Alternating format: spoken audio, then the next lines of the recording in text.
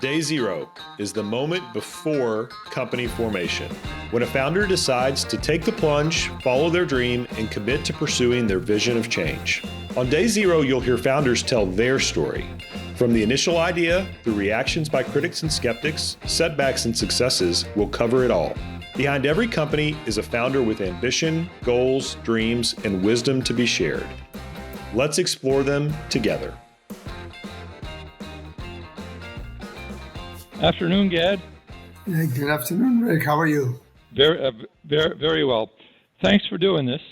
Pleasure. And to get started, why don't you give us a little background on yourself, kind of where you grew up and where you went to school, the usual suspects at a time like this. Sure. So my father was an Israeli diplomat. And ever since I was 6 months old, we kept moving to different countries. So the first one was Italy, then it was Austria, then it was Belgium, and then it was Canada, where I spent most of my, pretty much all my high school years, and it became home. And when I was 18, he was called back, and I had a diplomatic passport because of him. And then you lose it at 18, and I went back to Israel, and I served 3 years in the Israeli army. Then I went back to Canada. I went into mechanical engineering at Concordia University. I stayed there for a year. Then I went to Italy to study industrial design. Then back to Canada, where I spent the next 30 years. 21 years ago, I moved to San Diego to La Jolla because I just couldn't take the winters anymore. Enough is enough. 30 years of that is enough. It's ironic that this interview ends up with two Canadians, both who left because of the weather. Right. Anyway, so if you were to put something, when you put something on your tax return, what do you list as your occupation? Well, it used to be industrial designer. Now it's entrepreneur. I'm on my 5th startup right now. So it would definitely be entrepreneur. That's it. Okay. Well, so you went to Milan and studied industrial design after engineering. Yeah. The engineering I only did 1 year. Yeah. Yeah. More than I did. Then you went back to Montreal. Yes.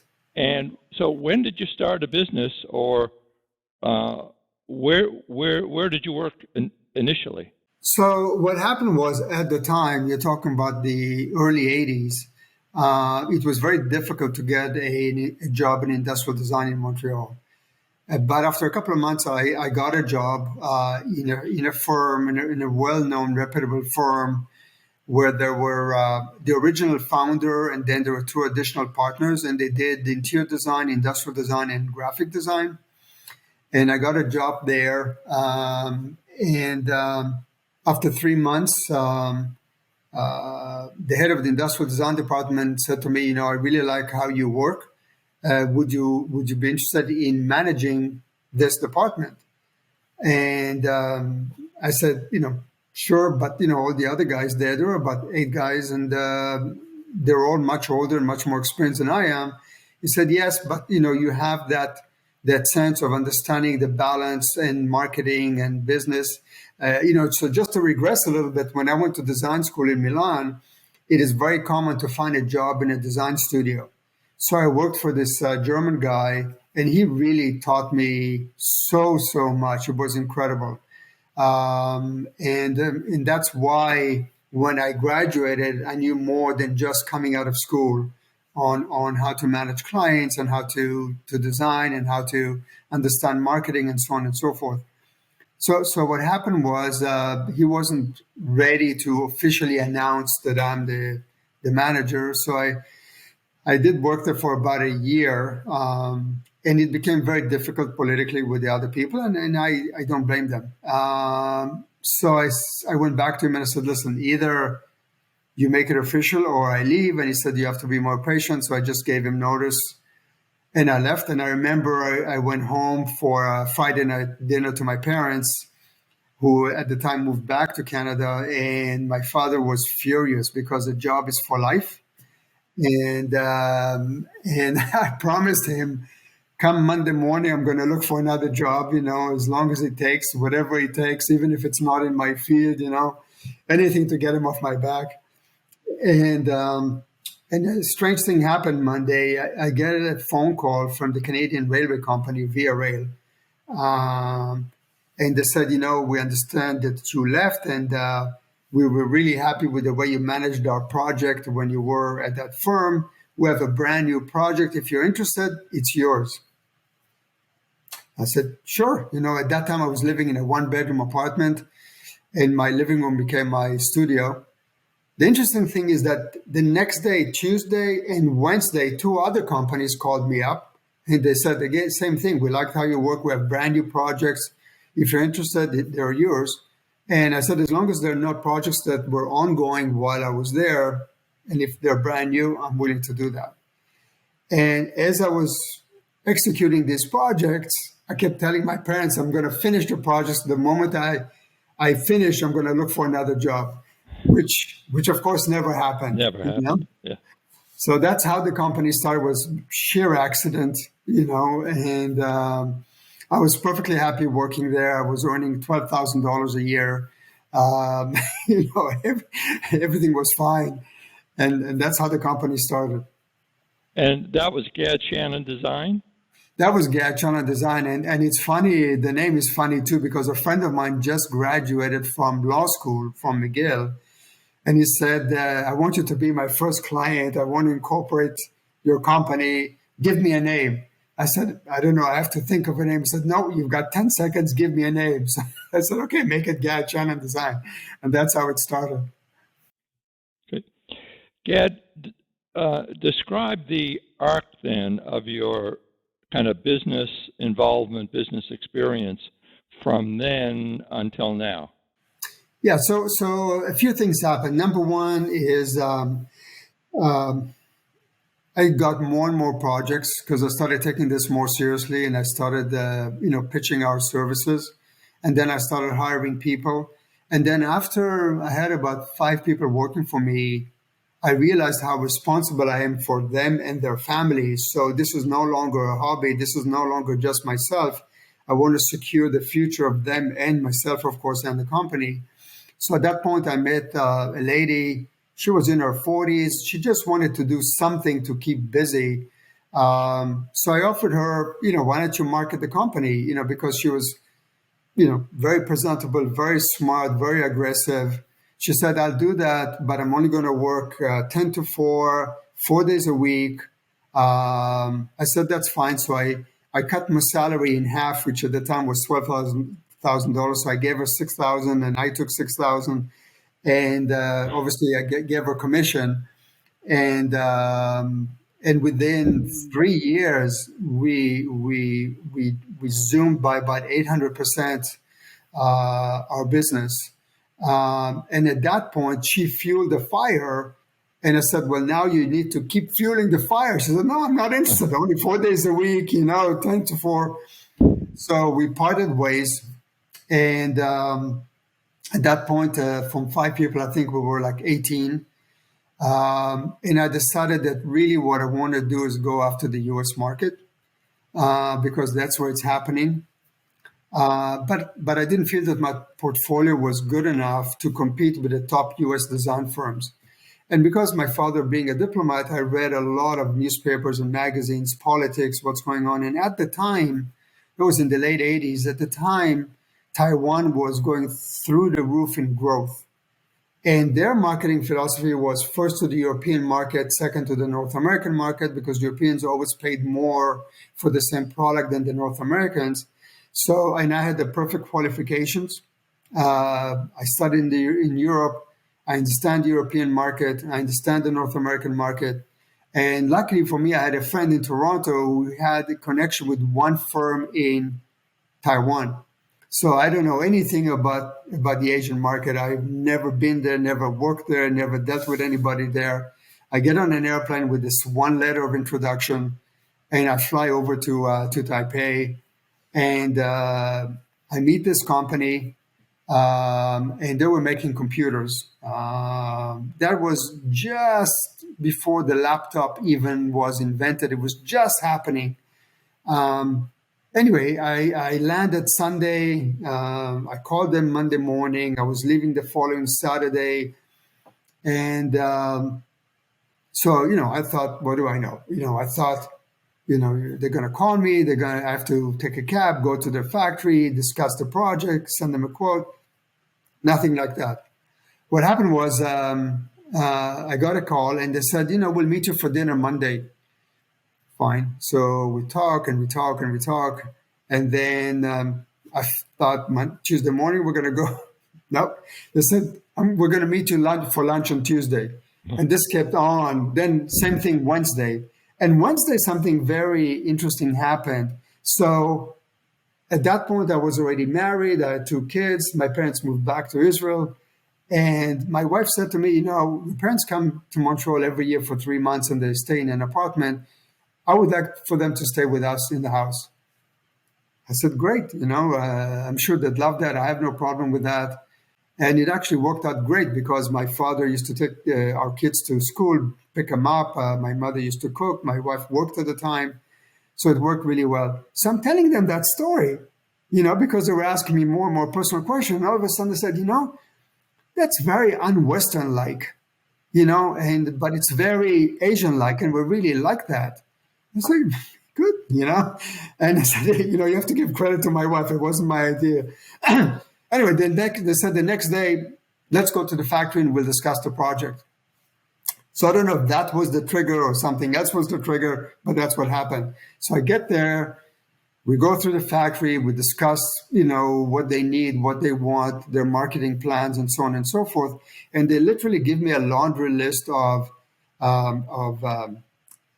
computer towers, monitors, and to develop a brand new laptop computer. So I said to them, that's terrific. I really appreciate it. You have to understand at the time that was the biggest project we ever had, or we were having bidding on. And I said, I'm going to go to Montreal, and next week I'm going to fax you the proposal. It was before emails and stuff like that. I'm going to fax you a proposal. Emails were just started. They said, no. We have somebody here who types in English. Write the proposal now. Wow. I said, okay, I've got nothing else to do. I might as well, right? So I write the proposal. And as you know, coming from Canada, we're not very heavily oriented towards the legalese of a contract. We're really more focused on the work we're going to do. So I write this 30-page proposal and I hand it over to them.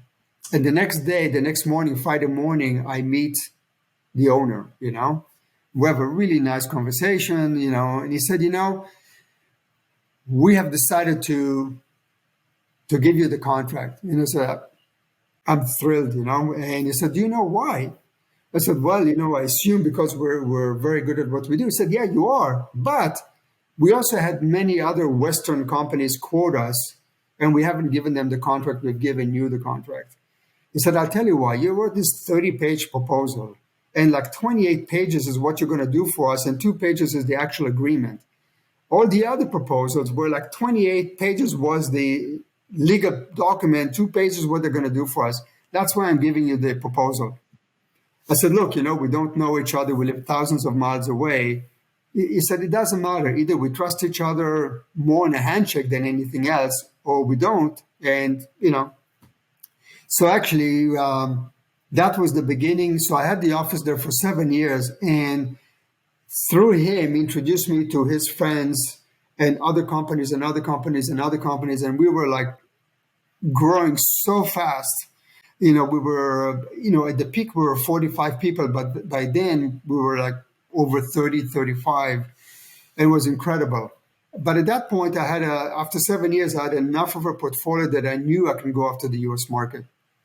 And that's what I did. I went after the US market. I competed with the top design firms in the US.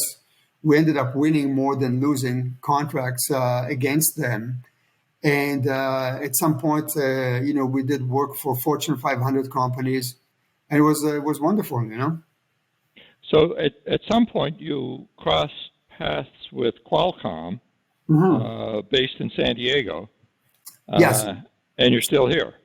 I'm still here. So what happened was, so we had an office in Taiwan and we had a marketing office in Chicago. So one day I get a phone call from the lady who was doing the marketing in Chicago, and she said, I need you tomorrow to be in San Diego to meet with a company called Qualcomm. Now you're talking about like 96, 97, around there. Nobody heard of Qualcomm. They were a chip company, and so on and so forth. I said, what do they do? San Diego. I said, well, they make cell phones, and we have an opportunity for you to pitch in front of the people who make decisions on designing cell phones on the company. So sure enough, like a good soldier, I get on an airplane. I fly to San Diego. I meet the key people at Qualcomm who make a decision on which design firm they're going to hire. And so I make this an hour presentation on how we approach design, why design, the strategy, and so on. So the lady who was in charge, she says to me, we really like what you're doing, but you're 2 weeks too late.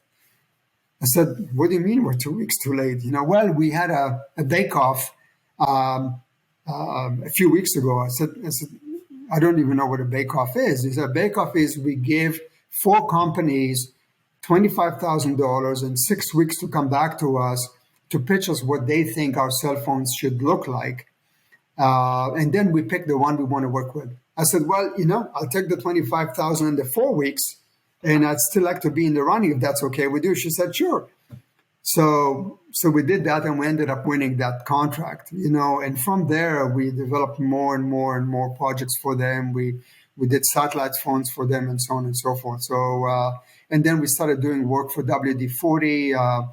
We invented the smart straw for WD-40. We did work for Buck Knife, who since then moved out of San Diego, out of Al Cajon, and so on and so forth.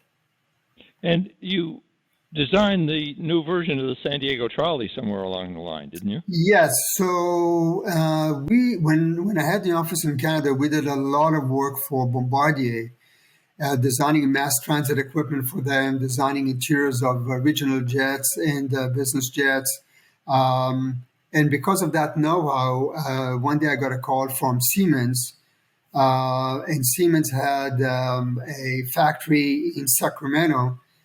And I guess they must have heard through us through Bombardier, and they said, look, we're looking for somebody to design the trolley for San Diego. Would you be interested? So I flew up to Sacramento. We negotiated a deal, and we did that.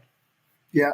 So we designed the trolley for San Diego, and now they're using, that same design to other cities across the states. So that's Gad Shaanan Design. Take us from there to today. So eventually, I sold the company to people out of a group out of Minneapolis. And then I started a smaller version called GadLight, looking again for different clients so we won't compete. And at some point I decided to retire, and that really didn't agree with me. I just, it's not in my DNA. And what happened was somebody asked me to look to see if we can help a young company who makes drones. And I've always liked anything that flies. Ever since I was a kid, I used to design and build remote control airplanes and so on. Anyway, I looked at the company and I looked at what they were doing. It was really, really not interesting for me, but it piqued my imagination. So what I decided to do, since I wasn't doing anything, I decided to go to the various drone shows, both military and industrial. And I saw what I saw in just about every industry I touched, and I touched hundreds and hundreds and hundreds of industries, is that 90% of the products on the market that are being offered are a variation of the same thing. And then, there's 10%, which is maybe interesting, but not going far enough. So one of the things that I enjoyed over the years, more than just design, is looking for a hole in the marketplace.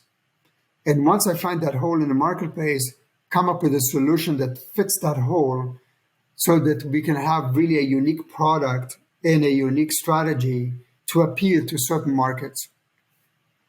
So that's when I launched the latest company called Unmanned Aerospace, and we're developing a new drone.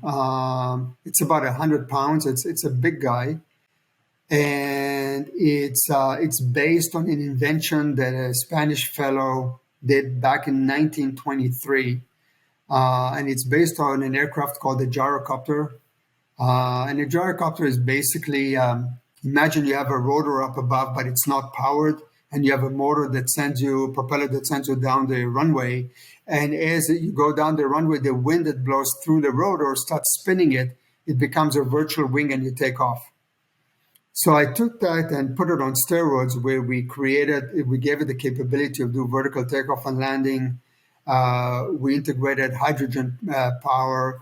Obviously, it's battery. So now we can fly for 6 hours. We can carry 15 pounds. We can do vertical takeoff and landing. We can fly in really rough weather. So it's a very, very different aircraft than anything out there. And through different people who along the way decided to help me, we got the attention of the Navy. And we've been invited, actually, this October, we're going to go on a ship out of Key West, and we're going to spend 3-4 days on that ship to give them demonstrations on what our aircraft can do, because they're very interested in our capability. So that's where I am today. Wow. That's an incredible story, and it's quite a segue, huh? I got to tell you. Tell me your thoughts on the business environment today, and what you've seen. Put it into perspective for us. You've been very successful. What are the headwinds that you see, and what are the opportunities that you see? It's a difficult question. I don't know what the headwinds are, but there's always headwinds, and there's always the unexpected. For me, my entire life, I was comfortable in the unknown. A lot of people cannot handle that. I don't mind taking risks, even though, obviously they need to be calculated risks. And I like adventures. If you have that in mind, and most importantly, if you're passionate, then you can do anything. So if you keep your eyes and ears open on what's going on in the marketplace, it can be any industry, and I mean any industry, and you don't come up with a variation of what everybody else does, but you really look at what's needed, then you can be very, very successful. One of the things I've done really, really well over the years is I found dots where people don't see dots, and I connected them in ways that people don't see. And what it means really is being ahead of the curve by about 4 or 5 years, because you have to do that. If not, by the time you come up with something, you're behind. And I said this is my 5th startup. So I had the 2 design firms. Over the years, I invented a coffee machine on a new brewing process, how to make coffee. Invented a new blood glucose meter, and now this thing here. And each one was because I talked to somebody, and it piqued my interest, and then I decided to dig into it and see what can be done. So it's not exactly what you're an expert at. In fact, I love being a generalist, because a generalist gives you tremendous flexibility. But then when you dig in and you dive in into something specific and you don't know something, then you hire those experts, whether it's an aerodynamics expert or propulsion expert or anything like that. So I think the future is very bright. But if you don't have a passion for something, and if you're just going to do a variation what everybody else does, you're basically bringing to market a commodity. And I'm not a commodity type of a guy. So, for me, headwinds, all that stuff doesn't bother me at all. Cool. Gad, I think we're at the end here. Oh, that was fun. Do you have a final suggestion or a final message for the younger folks in the audience who I just really like the way you settled in on the passion piece, and I see that every time I talk to you. Yeah, and really passion is what drives me. I have to tell you, over the years, I've hired and interviewed hundreds of people, and I always ask them a simple question towards the end: what are you passionate about? And I have to tell you, honestly, 8 out of 10 have a really hard time answering that question. And I don't care if you're passionate about sailing, surfing, horses, cars, it doesn't matter. What are you passionate about? And you know, if you don't have that fire in your belly about something, that's a problem. You know, so for me, my advice to them, you better get really passionate about whatever it is that you want to do in life. I have to say that, you know, I've been working for 40 years and I never looked at it as work. It was always a challenge. It was fun. Sure, there's frustrating days, but it's the passion that keeps me going. You know, when I went to design school in Milan and then I worked for this fellow, I worked, you know, nights and weekends whenever I wasn't in school. It wasn't work. It was, I couldn't get enough of it, you know? So for me, and I do have a balance of life. I mean, I have two grown ladies, and we go traveling and I go sailing, which I love. There's a lot of things I do. You know, as you know, in the past, I belonged to a few boards. And you have to be passionate about life, no matter what it is, no matter how, you know, sometimes it gets you down. It doesn't matter. You know, get up and do it again. Gad, thanks. Thank you very much. Fantastic. No, Okay. thank you. Take care. Bye-bye.